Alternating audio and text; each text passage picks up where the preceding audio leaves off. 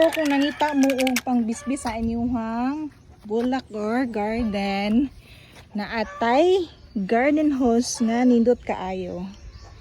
So ang imong buhaton ituyok ra na nimong, then look at that,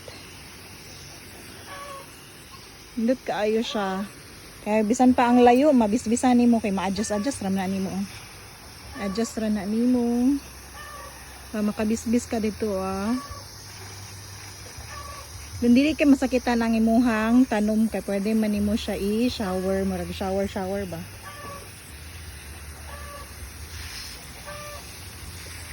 Kanawa ni ako ang pak choy. Ug ako ang lettuce.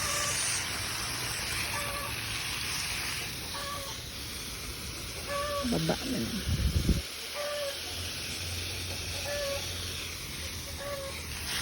Lettuce. So pwede ra nimo siya hinay pag yun. So, dili masakitan. Ay dili mga tumba. Mara siya mis lang. Then dito pa sa layo, pwede ka makabisbis. Wala lang siya.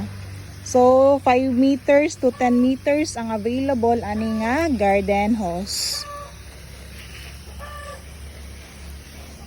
Pwede ra nimo ma-adjust, diba?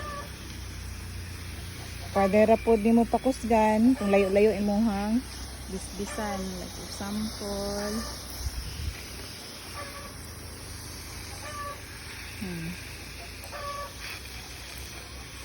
Ato ang beans, batong. Bisa na to ang punuan.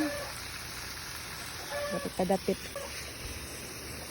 Adjust lang para di kayo magkuan. So dari tuktok ka rin dakita din.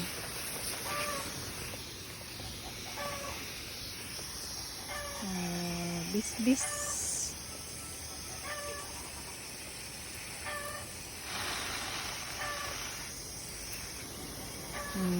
adjust lang. Bis pa.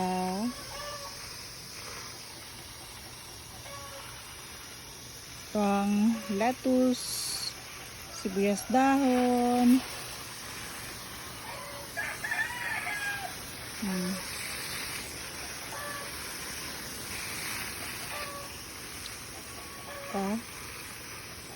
Ang ampalaya,